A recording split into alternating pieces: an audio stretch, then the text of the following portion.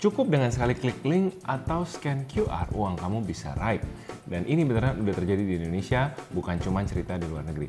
Kami akan bahas di video kali ini 5 scam yang paling sering terjadi di internet dan bagaimana cara kamu bisa waspada dan jaga diri.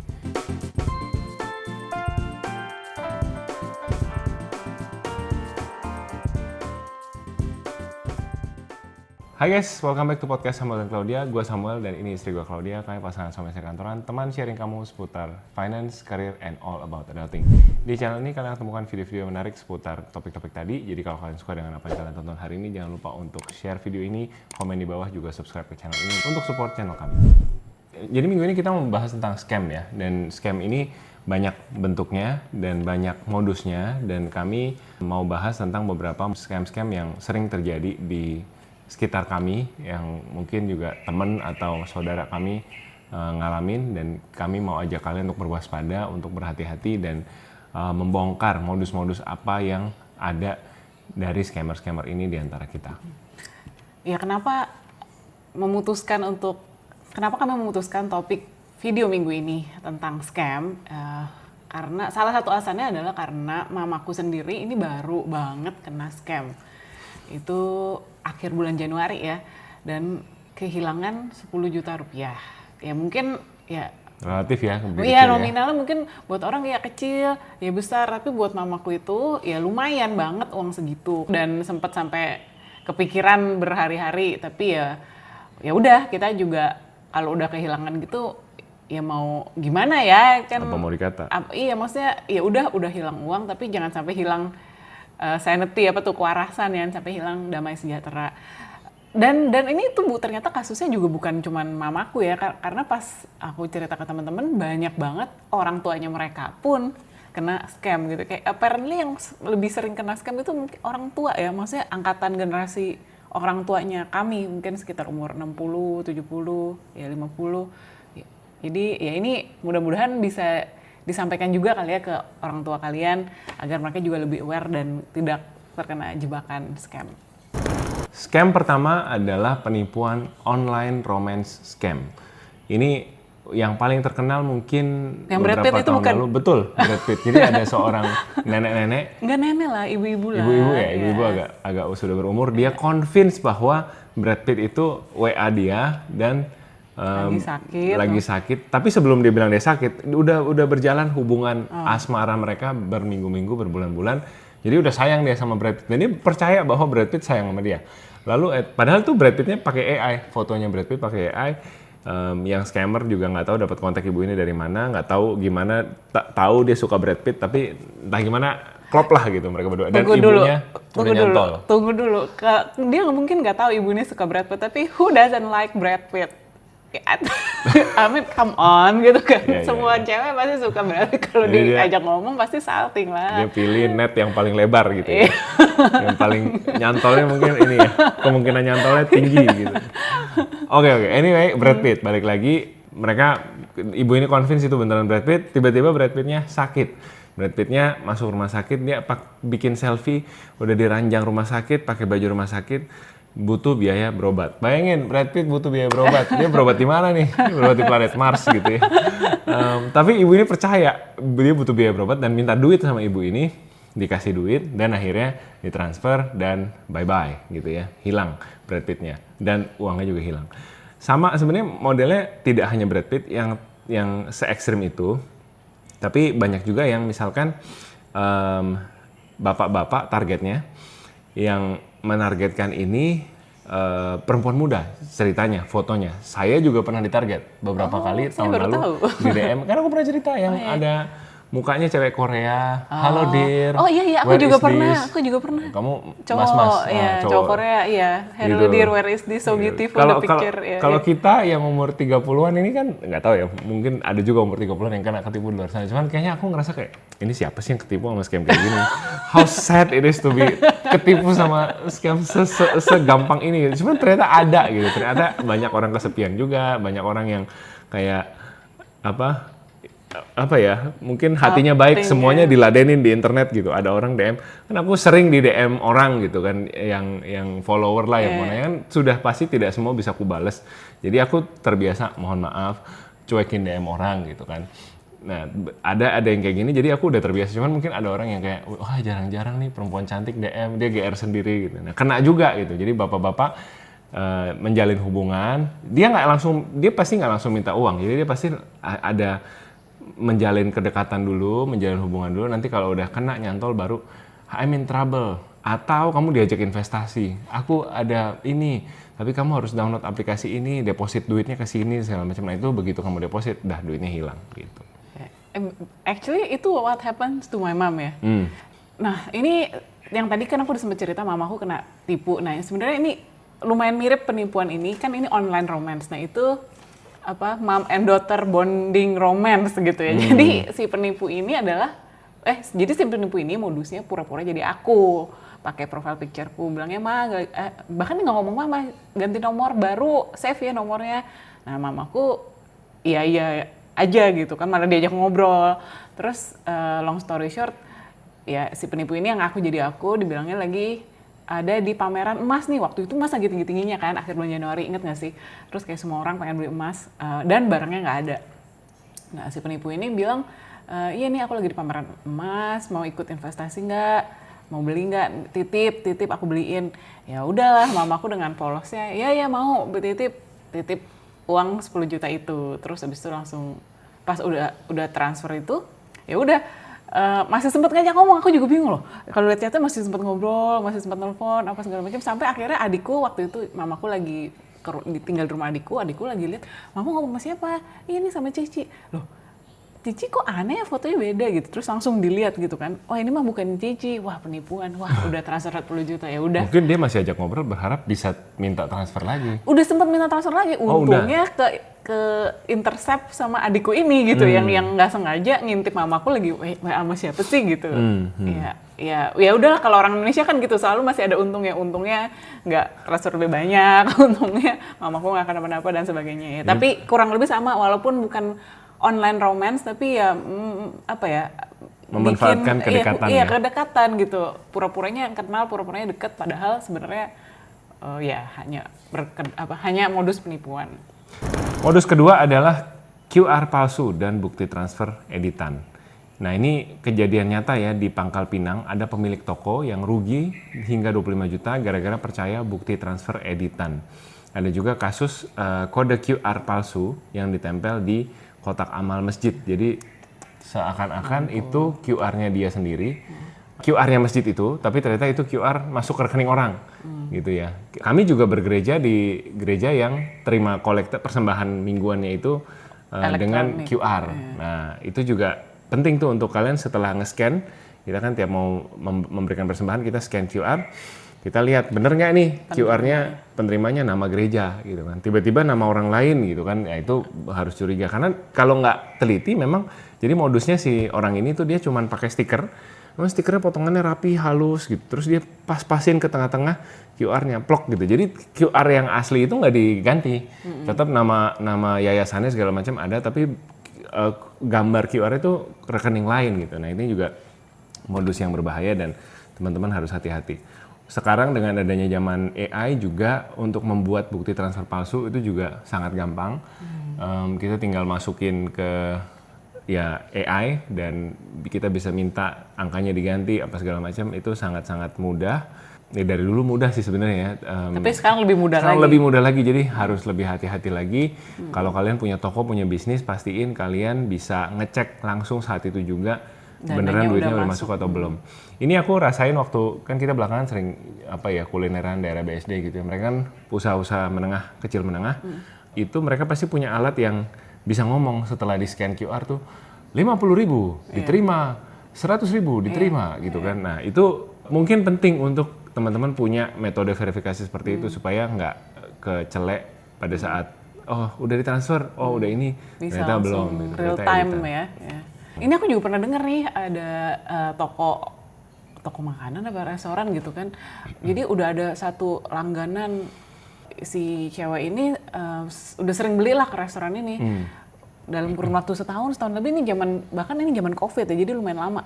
Dan dia tuh sekali beli bisa makanan loh ya, 5 juta, 10 juta. Terus jadi transfer banknya itu ternyata adalah, jadi zaman itu bahkan belum ada AI ya, belum ada inilah yang tinggal tolong ganti gitu, nggak ada. Jadi masih yang manual banget ngeditnya di komputer. Tapi ya udah, dan si tokonya ini karena udah langganan berkali-kali, mungkin saat pertama kali awal-awal dia beneran transfer gitu ya, tapi belakang-belakangnya ya udah ketipu juga tuh sampai puluhan juta rupiah di total karena semua bukti transfernya ternyata palsu. Scam yang ketiga adalah marketplace atau online shop fiktif. Nah, ini saya pernah kena, Claudia juga pernah kena. Hampir ya. Hampir pernah kena ya. Modusnya simple, modusnya adalah kita mau beli barang, kita udah transfer uangnya, tapi barangnya nggak dikirim. Akunnya kelihatannya asli, legit, banyak yang komen, banyak yang foto. Bahkan dia mau modal untuk pasang iklan supaya nyantol ya, pas kita buka story IG kan beberapa story sekali iklan keluar gitu kan. Nah, dia bayar tuh iklan supaya nyantol sama algoritma orang-orang yang memang lagi cari barang itu gitu.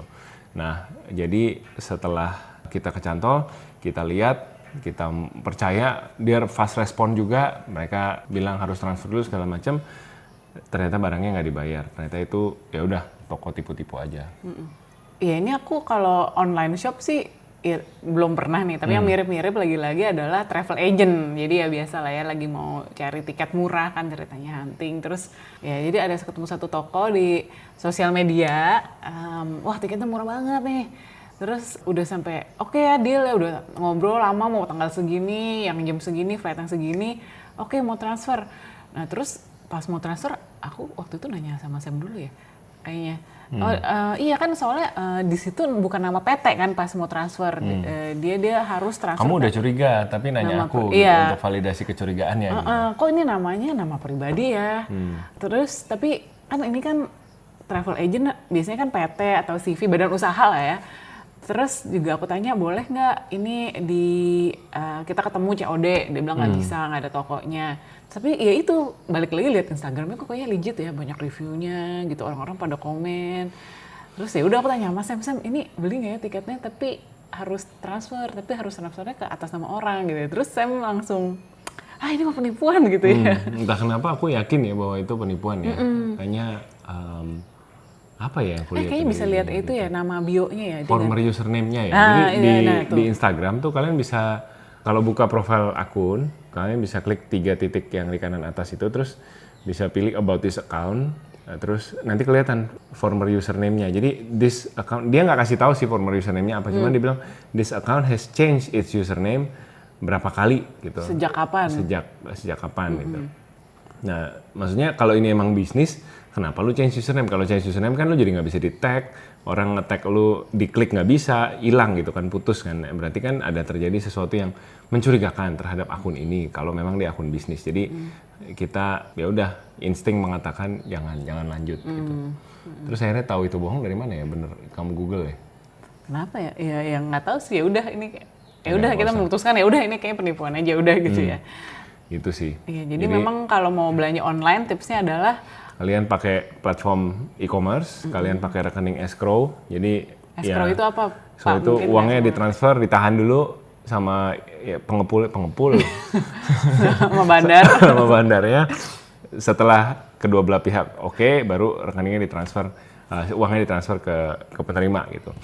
Ya, ini aku pribadi juga sering kan belanja barang-barang pre-love. Adalah satu aplikasi yang khusus barang-barang pre-love yang nah itu biasanya juga aku nggak mau tuh transfer langsung, either pilihnya COD, jadi ketemu ya udah langsung cek barangnya bagus langsung bawa, langsung bayar saat itu juga, atau ya itu minta transaksinya itu lewat e-commerce gitu ya, jadi dibikinin page gitu di e-commerce-nya, jadi barangnya sampai udah oke baru kita release payment, itu biar aman, pokoknya jangan transfer dulu ya.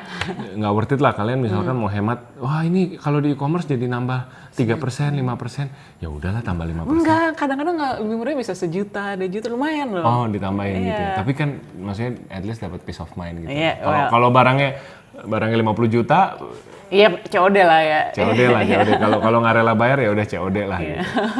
Oke, yang keempat scamnya adalah scam lowongan kerja online palsu.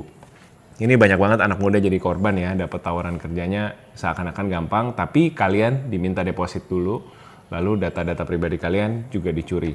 Jadi modusnya macam-macam ya untuk lowongan kerja palsu ini. Gimana Pak Her? Cuman yang paling sering adalah kalian diiming-imingi kalian keterima kerja, tapi diminta duit seragam atau diminta untuk kalian ikut training di luar kota, tapi di luar kotanya kalian bayar dulu pakai uang kalian, nanti di reimburse katanya pada saat sudah keterima. Ini menurutku paling jahat dari yang terjahat ya, karena korbannya adalah orang-orang yang lagi cari kerja, yang lagi nggak ada duit gitu kan, yang lagi putus asa, lagi nggak ada kerjaan, kalian iming-imingi dapat kerjaan, berarti kan memberikan harapan gitu ya. Kalau yang tadi ya udahlah romance segala macam, ya kasihan juga sih orang kesepian. Cuman menurutku ini paling kasihan dan paling jahat sih, dan kalian harus paling hati-hati. Jangan mau gitu ya disuruh transfer apa-apa, disuruh kalian talangin dulu apa-apa, karena namanya perusahaan, apalagi berani ngadain training di luar kota, hotel mewah, dibikin di suratnya dibilang di hotel ini, terus kalian suruh bayar dulu, itu nggak mungkin. Itu secara proses, company itu akan lebih repot ngereimbursin duit kalian satu-satu daripada dia langsung, misalkan dia bener ya ngadain training di hotel ini gitu, hotel mewah bintang 5 di satu kota di Jogja, akan lebih gampang tuh company bayar langsung ke itu hotel. Secara pembukuan kan satu kali uang keluar gitu, dan baru dia nanti alokasikan kamarnya untuk si peserta-peserta yang akan datang gitu. Jadi pakai logika aja sebenarnya kalian udah bisa kepental dia punya modus gitu. Tapi kadang-kadang ada juga yang mungkin terlalu desperate, ya terlalu lama menganggur. Jadi ya udahlah, saya coba aja. Nah itu hati-hati. Yang uang seragam juga seperti itu. Seragam itu sekali nyetak kalau di company itu banyak.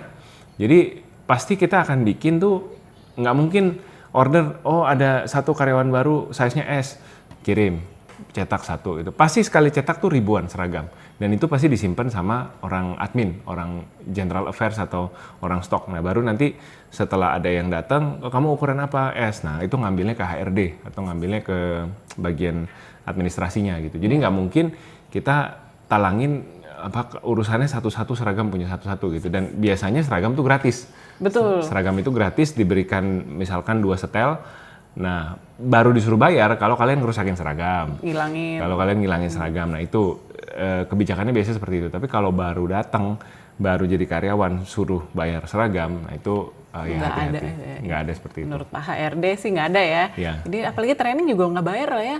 Kan ini kan training untuk kebutuhan perusahaan. Iya. Harusnya justru malah ya memang dimodalin ya, dikasih nginep di hotel yang bagus dan sebagainya. Betul. Nah, modus kerja yang satu lagi yang juga bahaya adalah kalian disuruh ngeklik satu halaman gitu ya. Kak, ini cuman masuk login doang, kalian deposit uang buat beli tokennya atau apa, nanti kalian kerjanya cuman ngeklik, dapat 300.000 per hari gitu. Kerjaannya cuman kayak admin jadi buzzer gitu. Jadi buzzer buat satu toko online gitu ya. Nah, sebenarnya that's not the real deal. Yang sedang dibohongin itu kalian, karena kalian untuk beli token. Nah, di saat kalian beli token masukin uang beneran, itu seakan-akan oh ya sekalian beli token 50.000 dapat uang hari ini 300.000, bisa tarik. Nah, nanti hari kedua tokennya sekarang minimal harganya sekian supaya uangnya bisa lebih gede gitu.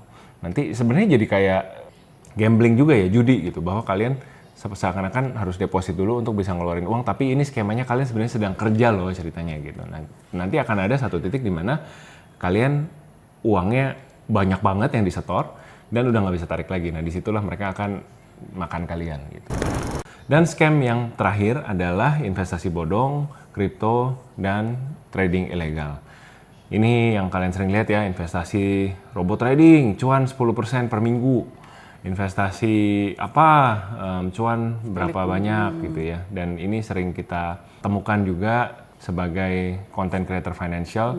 Bahkan ada yang ngajakin kami untuk, yuk kalian buka yuk, ini kami adalah platform bla bla bla ya dari luar negeri, kami mau buka itu. Kami selalu tanya, kalian sudah berizin di Indonesia belum? Kalian sudah terdaftar dan diawasi oleh OJK, Bapepti atau badan pengawasnya belum di sini gitu. Jadi kalau belum pasti kami tidak akan ambil iklannya. Jadi kalian tidak perlu khawatir kalau channel Samuel dan Claudia sejauh ini bersih dari yang seperti itu.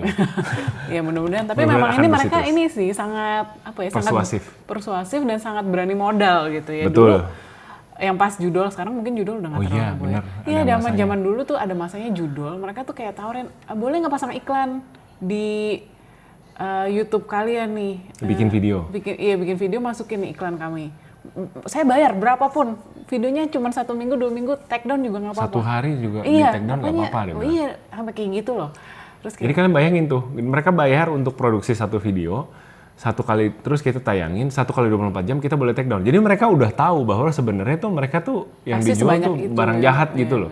Dan sebanyak itu yang akan terjaring gitu Betul, kan. jadi segitu beraninya modal gitu untuk, wah luar biasa deh. Tapi ya kami tolak waktu itu karena sangat Hati nurani. ya bertentangan dengan hati nurani. Tapi ya tentu banyak YouTube channel lain di luar sana yang mungkin iya aja, ayo aja mau gitu. Dan kalian harus hati-hati, ini kewajiban kalian untuk jaga diri sendiri di dunia online. Iya. Cara gampangnya ya kalian selalu cek legalitas perusahaan ini gimana, cek sebenarnya barang apa sih yang mereka jual gitu. Karena kadang-kadang mereka mengatakan itu investasi, padahal sebenarnya itu jenis investasi juga, tapi yang risikonya tinggi. Jadi cara mereka menjual dan barang apa yang sebenarnya dijual ke kita tuh berbeda gitu. Dideskripsikannya seakan-akan pasti untung, ini gacor terus, cuan 100%. Itu gitu. udah red flag tuh ya. Pokoknya kalau untung Hati-hati. terus, cuan terus itu udah Betul. pasti dijamin. Nah, karena OJK sendiri tidak pernah mengizinkan platform-platform agregator, platform investasi untuk mengatakan ini dijamin untung. Nah, itu mereka tidak boleh menjanjikan keuntungan. Jadi kalau sudah ada yang menjanjikan keuntungan, justru kalian harus hati-hati, harus waspada, selalu cek dan recheck lagi. Ya. Gitu. Ya intinya sih kalau yang something too good to be true biasanya memang not true ya. Jadi Betul. jangan tergiur dengan iming-iming cepet kaya, ada cuan gede, jackpot gitu, yang kayak gitu-gitu, hati-hati, red flag. Ya. Ya, jadi itu tadi ya 5 top scam yang sering kami temukan di sosial media. Kami mau ingetin lagi bahwa scam-scam ini tuh udah banyak banget makan korban di Indonesia. Tapi the good news juga makin banyak juga yang udah aware. Untungnya jadi orang Indonesia tadi adalah kita suka ngasih tahu orang lain. Kita tuh suka berbagi, kita tuh peduli sama orang lain. Jadi banyak orang yang udah kena scam, dia nggak diem-diem aja, dia ngomong, dia sharing di sosial media. Dan ada konten-konten seperti ini yang terus mengedukasi teman-teman. Ini banyak-banyak edukasi diri kita sendiri, dan kita juga mau dorong teman-teman untuk lebih terperlengkapi dengan akal sehat, dengan logika gitu ya. Jangan mau diburu-buru oleh sesuatu di sosial media, di internet, karena ya buru-buru itu supaya kita nggak jalan akal sehatnya gitu, supaya kita cepat-cepat transfer, cepat-cepat Nggak double check ya. Jadi akhirnya kerugian keburu terjadi. Nah, selain 5 jenis scam yang tadi udah kita sebutin, sebenarnya tuh masih banyak banget berbagai jenis, benar-benar kreatif banget penipu-penipu zaman sekarang. Jadi ekstra curigaan itu nggak apa-apa ya, ekstra curigaan, ekstra double check sana sini sebelum transaksi apapun, sebelum invest apapun, itu justru malah bagus. Gitu. Jangan terus untuk investasi juga. Kalau memang kita nggak ngerti ini canggih banget gitu caranya gimana sih, nggak paham gitu, nggak investasi di situ pun nggak apa-apa. Masih banyak platform investasi lainnya yang memang kita pahami, memang kita yakin, memang kita sudah confident di sana. Ya udah investnya di sana aja, nggak usah pakai platform yang kita nggak pahami. Dan tentunya untuk memberantas penipuan ini ya nggak cukup cuma dari kita doang ya, dari konsumen. Oke lah bagian kita lebih aware, lebih vigilant, lebih hati-hati dan sebagainya. Tapi ya harapannya juga tentunya dari pemerintah, pelaku pasar, regulator, dan payment player juga untuk lebih ada kolaborasinya gitu ya, untuk membuat satu sistem, satu aturan-aturan yang bisa memperkuat sistem pembayaran di Indonesia. Again, kalau mau bisnis berhasil atau mau ekonomi kita maju, tentunya kan butuh trust, butuh rasa percaya dari para konsumen ini untuk kita ya berani transfer, berani belanja. Untuk kalau tanpa itu semua, ekosistem bisnis, ekosistem ekonomi bisa runtuh. Jadi semua harus saling dukung, konsumen juga harus dilindungi agar ekosistem bisnis dan ekonomi ini bisa tumbuh sehat. Oke. Ya, jadi kami harapkan kita semua tetap optimis, kita semua tetap saling jaga. Internet bisa jadi tempat yang lebih aman kalau kita semua bisa lebih cerdas dan bisa saling tolong-menolong memberantas kejahatan scam-scam ini. Nah, ini kesempatan buat kalian yang pernah punya pengalaman kena scam, kena tipu aneh-aneh, untuk share, bongkar modusnya semua di kolom komentar di bawah supaya kita bisa saling edukasi dan saling jaga untuk menghindari scam-scam ini terjadi ke orang-orang lain ke depannya. Thank you guys so much for watching, take care and see you guys in the next video. Bye!